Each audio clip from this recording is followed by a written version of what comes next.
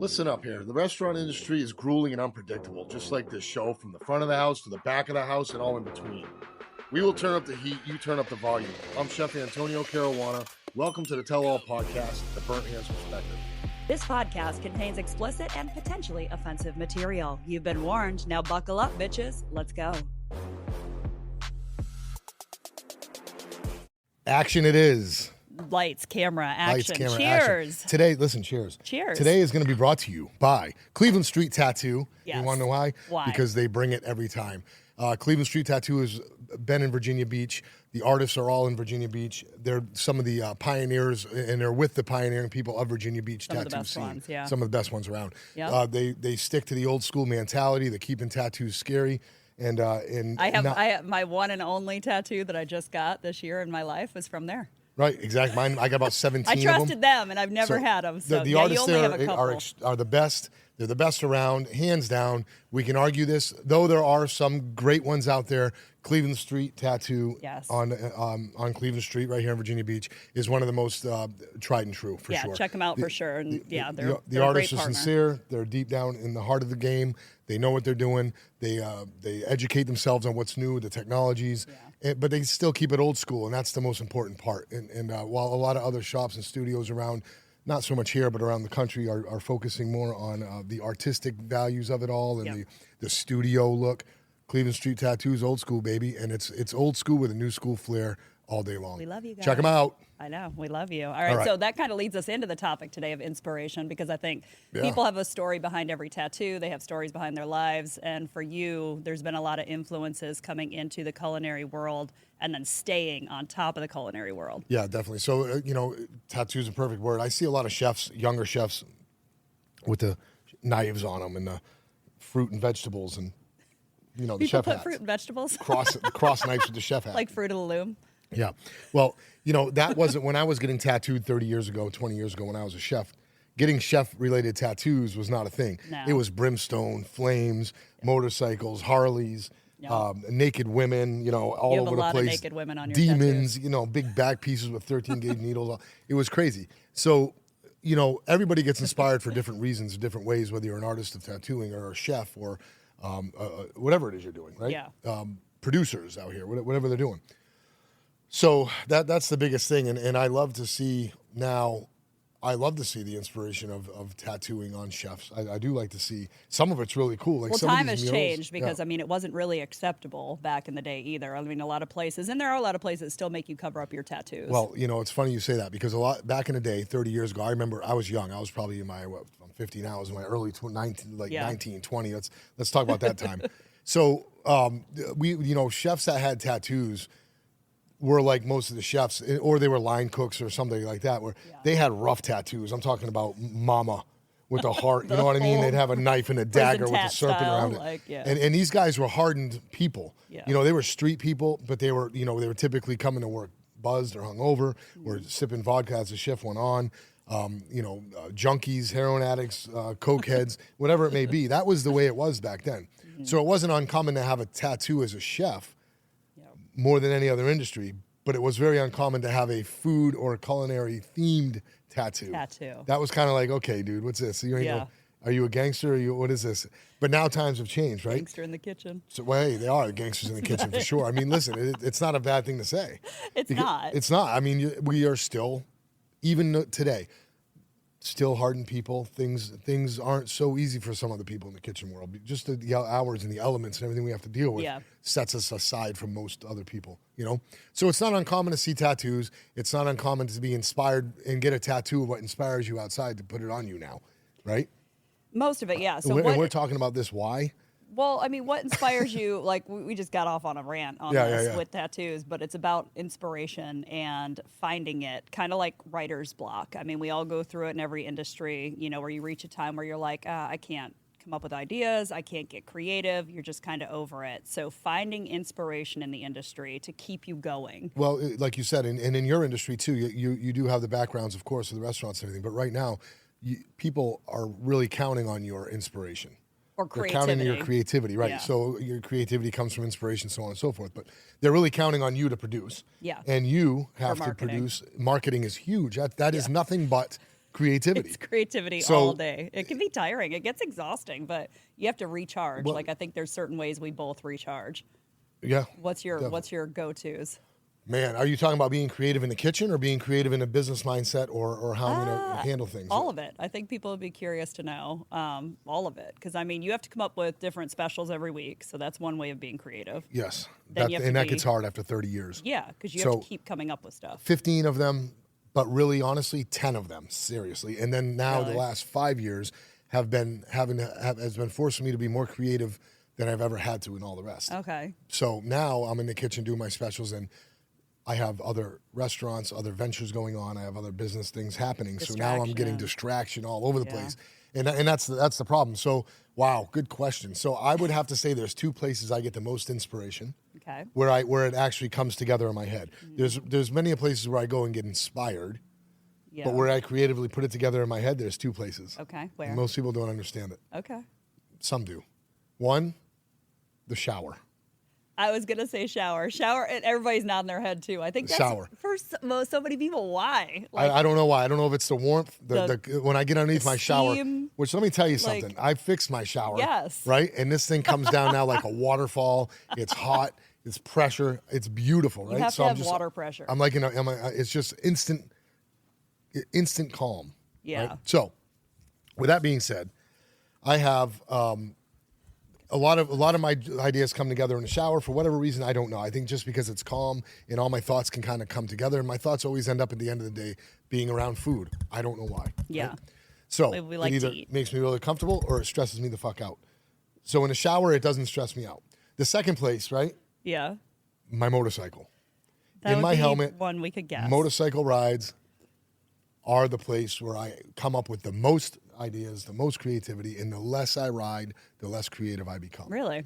Because I don't know what it is about that therapeutical moment. And I can tell you some things. Well, I mean, yeah, I think not everybody who's listening's been on a motorcycle, so they don't get it, but you can kind of explain the psych side of it. Like you're open, there's no constraints, you have to focus. Here's the thing. When you're on the motorcycle, all of your sensories are in full effect, right? And I think that's what it is. You're in full effect. All your senses are going. Your visual, your awareness, your alertness. You're checking around you. Your autoimmune, right? Your body stuff. Is that the right word? Auto response. I don't know. Whatever. Right. Whatever way to say it. Yeah, the doctor term. Let them guys who ride tell you. Figure that out. But all those things connected together are making all your senses just fire, right? Mm. So while the ones that you're not expecting to fire are firing as well. You smell everything.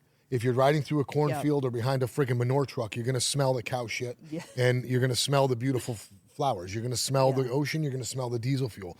You smell everything. And when you're riding, there's nothing better than that, right? And if that doesn't calm you, it's because you're raising hell on your bike, and it brings your dopamines up, and that's fun too, which always happens too. Well, the dopamine hit, I mean, obviously you get that adrenaline spike, but paying attention. But it's also kind of that serotonin because it's relaxing. So you get a little bit of all the good feel-good hormones. Yeah. When you're I ride with my brothers in the club all the time. Mm-hmm. And we go on our long rides all the time. Which are how long? Like forever? Some days at a time. Yeah. But we don't stop riding. And even locally, we ride together all the time. And it is the most relaxing, fun time that we can have on the planet. And it's all on two wheels, right? So that's where I come together. And for some reason, I'll remember something. I'll be driving by an area which will spark something about a pasta dish that I got from another area. And then I'll ride down the road a little further and find myself dazing off, just in my helmet thinking, although alert, my mind is just at ease. I'm just riding. We're just rolling, right? If you try riding through the cornfields in Nebraska, or you go just through the straights all the way through, even Wisconsin, these roads are just beautiful, straight, long, and fast, right? When the speed limit is 80 miles an hour, you're doing 120 with ease. And everything's just coming together. Things are just going by. I'm thinking about how now I'm getting hungry.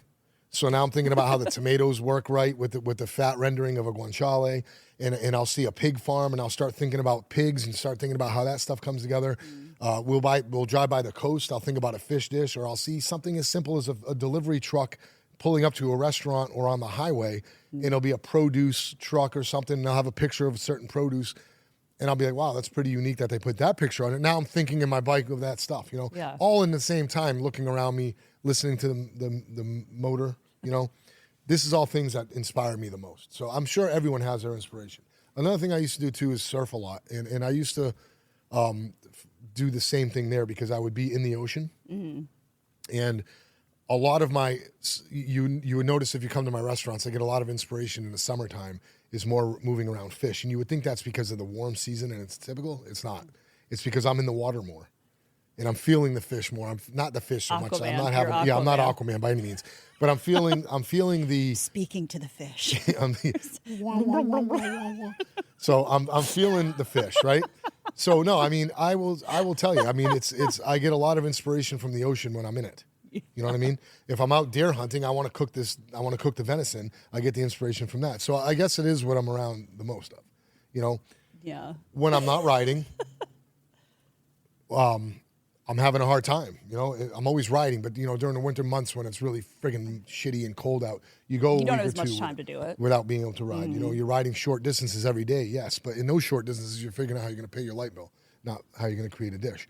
So that's where a lot of my inspiration comes, and when you get those senses, your sensory comes on. It doesn't become an overload when you put it on something else. You know, if I didn't have a place to funnel it, like cooking, it might become a sensory overload, and I just might do a wheelie and right off the fucking bridge. But I get subdued by being able to process these thoughts other places. You know, if I drive by a place and I smell coffee in the morning on my bike, I'm thinking about how I can coffee rub a tenderloin. And these are things that I catch myself doing. And I never coffee rub the tenderloin. I just go to work and don't think about it again. But on my bike, I go back to it. I remember it. You know, and you can't do that in a car. I mean, you're not going to get that same feeling. You're listening to podcasts. You're listening to us bullshit. There's distractions. You're listening to radio, or you're just beeping the horn at some asshole on a bike that you're mad at because he's on one and you're not. You know, things like that. Thinking about espresso rub tenderloins in front of you. Yeah. So there's a lot of places to grab inspiration, but I think on a motorcycle, it's for me is where I get it the most. And I know there's a lot of chefs out there who get their inspiration from a million different. Everybody's different, right? So I'm interested in hearing or seeing if anybody puts in their comments where they get their inspiration. Where do people get inspiration for food? Because I'm always looking for different avenues too. You know. Yeah. We get writer's block. Regardless. I think, like we talked about before, getting out, networking, going to other areas, getting inspired by other cities, other styles. Because, I mean, even with the bar, you know, and drinks and cocktails and how much it's evolved over the past decade, like just finding flavors that inspire you and then being able to do that. Or, you know, I'm also curious, so make sure you comment, like, where your inspiration is from as, you know, a bartender or a chef. Just because I'm always curious as how people's processes work. Because some people are, again, they have to see it, or there's someone who likes to pair things, so they want to pair tastes with food. So they get creative on cocktails based on the food profiles. Yeah. So it just depends on where the creative inspiration comes from. But I think mine is more, seasonal, but seeing what other people do, I get inspired by visual things. Sure, and you're right, because, you know, if we're in our area, or any area, anybody watching in any other area other than this, and even the people in this area can absolutely relate. Whenever you're a chef working, or a cook, or a bartender, or whatever it may be, you're only can do so much with the purveyor's accessibility to what they're bringing you. And if we have 3 or 4 major purveyors in the area, let's use Restaurant Depot for instance. A lot of smaller places go there because it's easier, but they only carry so many things. So if you have 1,500 people going to that same place to get their ingredients, there's only so many variations of what you can do with that ingredient, right? So your whole area becomes kind of it becomes flooded with the same ingredient, just done differently a little bit, right? So when you move out of your area, they are still going through the same problem, but it's not your problem, right? So you're going to go to Indianapolis, and we're going to sit there, and we're going to look at stuff. And though it may be flooded in their area for them to work with, it's new for me. So they have a lot of the stuff that their purveyors are bringing that we don't have here. Seasonal. So that's where I get my friggin' inspiration too.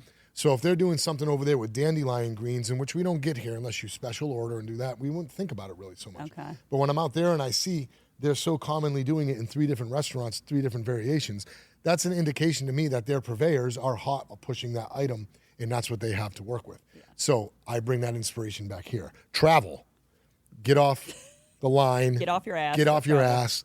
Travel around. Look at what other chefs are doing. You're not the best out there, I'm telling you right now. There's so many people out there that are so fucking good. I think when you think you're the best, you definitely failed yourself. Yeah, it's a hard thing to do. There's always room to learn, and this industry has changed so much like every year we see something new come out that you're like, shit, why didn't I think of that Right. before? Like, how did they just think of that? But that's the world of evolution with food, drinks, music, all of it. Like, and Sure. sometimes it takes a long time to come West Coast to East Coast. I mean, do you see food trends that come, you know, where do you think some of the meccas are when it comes to setting standards for like new trends for the year? That's a great question. I think that, you know, it used to be coming from other countries, bringing it here. The regional, you know, whether you're infused with Asian, right? Yeah. Or Italian, or Yep. Spanish, or Greek, right? Each place in the United States would take that and they would kind of work with it as their inspiration. Mm-hmm. Now, finally, American culture, American culinary culture is becoming its own. Yes, it's infused with all that stuff, but now I can get inspired by different regions. Do I see the trends of California coming out here? Absolutely. Right now, it's hard to tell the difference between coastal East Coast and coastal West Coast. Yes, even the fish are the halibuts and stuff. Yes, we have different species, but the preparation of them is kind of melding, right? It used to be you go out to the West Coast, and that's where you would get the tuna taco stuff with the cilantro infused and the peppers and the brightness. You know what I'm saying? You would bring out all that stuff out there with the wasabi stuff and the Asian infusion because of the Pacific coast. On the East Coast, you would get seafood, and it would be fried, battered. It would be grilled, a lot of stuff like that, broiled in butter. You would definitely tell the difference between East Coast, especially North Sea seafood, and Northwest seafood. Yeah. There would be a totally different thing. Well, now it's not so much the same. Now they're doing lobster out there from the East Coast, and we're getting Pacific lobster over here. We're getting warm water lobster over here more so than we ever did before because we were always cold water mentality. Now there's a lot of things like that. We're getting large U3 prawns from the Pacific. Which are amazing. From Asia's stuff. It's okay and acceptable now because the accessibility to these ingredients are so much different now than they were back in the day. Back in the day, it was taboo. If you lived in Northeast and you were making Northeast-style seafood, you ate your steamer clams, dipped them out of the shell in butter with the big neck on them and the belly on them, right? That's not common down here in Virginia, but it is now. Now they're being shipped down, and now we have state of Maine lobster trucks all over the place, right? Whereas before that would not happen. So each area is becoming... It's like cross-pollinating. Cross-pollinating and acceptable. And I think that's absolutely wonderful. I think it's great that, I can go out in the Midwest right now and get some really nice grouper. People are like, well, I don't want that. Why? Fish, we're in the Midwest. Why the hell are we going to get fish? It's no different than when we get it. It's coming the same day. It's the same night. The truck leaves the dock and it goes out there at the same time. There may be 8 or 9 more hours on it by the time it gets somewhere, but it doesn't matter. If it's, we look at Vegas because Vegas gets dibs on the best seafood in the world because we were just out there for the food and it was incredible. Every bite of seafood we had was just like you were plucking it out of the water. Exactly. It's amazing. If anybody's been to Vegas, of course we already know you have each different tier of type of food you're going to get. But each one of them has to be the best because they're all competing for that. A lot of competition there. We're going to have an episode coming about competition and community because they do it well out there too with that. But I just like seeing the different variations of how people do things. And travel is probably my biggest inspiration for creativity. Right, and the meats. That's another subject we haven't even covered yet. Meats right now, we haven't even fucked with that. It would be really hard back in the day to get really nice Colorado lamb here. These are things when I say back in the day, I'm talking the 50s and 60s when you saw something of a domestic Colorado mountain lamb on a menu. This was at the Historia. This was at the Four Seasons. This wasn't at a normal place. These are places that were winning, awards, Michelin stars, 5 stars. But even before Michelin was even in America, really. We're talking about big ass resort type menus that were only able to get this stuff because it was all about money and having the accessibility to get it from here to there. It wasn't until Rockefeller really liked lobsters and he was putting them in tins so he could bring them across to his buddies out west. It was when it started to become popular, right? But it's the same thing with meat. To get meat from Kansas City and stuff, they were doing the major stuff everywhere, but it's really hard to get it was really hard to get these cuts. It was. Now I can get wild boar from 3 different places that are farm raised in the same way they try and emulate the same way as they do in Italy and Tuscany. It's close. I mean, and you can get bison at the grocery store now. You can get bison at the grocery store. You can get ostrich at the grocery store. Yeah, you can get so much elk. I mean, there's so many different meats. So many things that you can get that you could never get before. Caribou.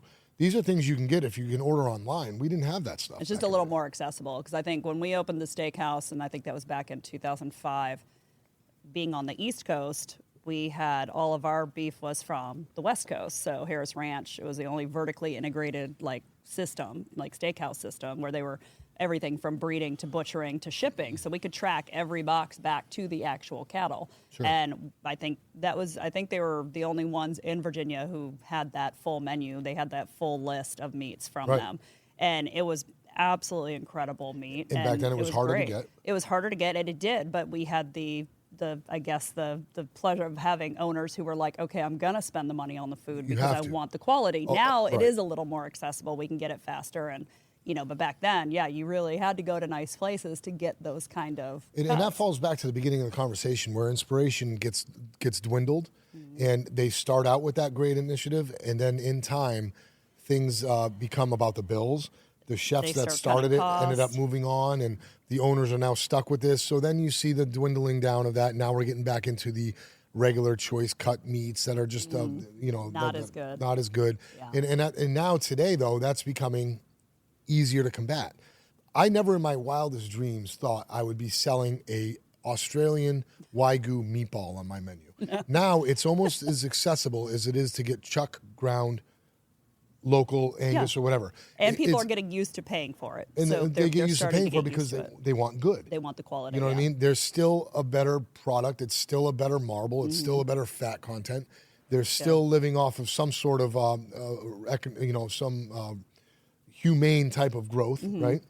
Whereas a lot of this chuck now that you can cook out of a meatball, just regular American standard chuck that you would make a meatball, most places do, by the time you're done cooking it and the fat falls out of it and everything else, you're left with a fucking racquetball, it's right? A tiny little you got to play street ball with this damn thing.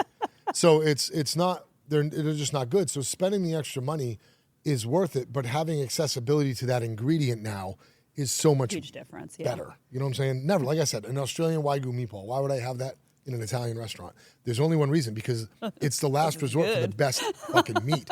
I'm not trying to really pimp out Australia by any means, or their meatball, or their Wagyu. I'm not even trying to do that. Everyone knows Wagyu is wonderful. It's good. It's got its own place in the world. Yeah. But I'm using it now because the meat, the quality. If I was getting the same product out of what we should be getting it here, I wouldn't be so hype on a Wagyu meatball. But it is Wagyu meatballs is what I'm doing right now, and it's absolutely delicious. When you bite into this, you are eating the fats. You're feeling the proteins. Great quality, yeah. It's beautiful. It holds the moisture. It holds the. But you got inspired to do that by, again, seeing the food, tasting different foods, knowing what worked and what didn't. So I think for the creativity part of it, you're in what year is this now? 30 of chefing in general. About 30 years. 30 plus years. Finding that inspiration every week is good to know. So we're saying most chefs, everybody just needs to get a motorcycle. Get a motorcycle and do yourself a favor. Stop messing around. Get a Vespa. Get a little scooter and start small. I don't know. Scooter. But, it's wind in your face, elements, smelling the world for what it is. Yeah. To me, that's being on it. Immersed. Well, you're more immersed in the world. So we want to know. We want everybody to share with us here at the end of this episode now what you get inspired by. Like, where is it? Is it the shower? Is it going and seeing other people's food? Is it flavors? Is it colors? Some people see and get inspired by color, and they see color, which is amazing. So there's so many different creative processes, but we're honestly curious to know what everybody's is. So sure, drop that below so we can make sure that we get those comments. Exactly. Yeah, we would love to reply to them as well. And one last thing here is, music too does a lot of stuff for people. And that's why I have a rule in my kitchen that everybody right before service needs to shut the music down and everything, because whatever you're personally going through is going to be enhanced by the music you choose. So if one guy's in his headphones hating the world because he just got in a big old fight with somebody and blah, blah, blah, and he's got, Pantera respect ripping through his head, that's how the food's going to come out. So everybody's got to realize that we get inspired from different things, and things affect us differently all the way around. So I can't play my ratchet. No, don't take it out on the food. It's not the food's fault, Everybody knows what I listen to. You're throwing that ass in the circle while you're mixing the friggin' egg yolks. Every day. I'm back there dance. I never not have music on, so it always keeps me going. But my choice of music is not what most people want their kids listening to. I can tell when a pastry chef has got a bad day with the headphone in because the way they're just smashing on the Sabion when they're mixing it. I mean, relax, man. Take it easy. Yeah, so music. All right, well, share with us. We want to know. This is kind of like how you got your inspiration, so thank you for sharing that with everybody. That's it, man. So good food. Keep it going. Keep cooking it. Hit subscribe. Hit like. Thanks for following us. All the above. I know. All right, well, throw your shit below. We appreciate you guys, and we will see you soon. Ciao for now. Ciao.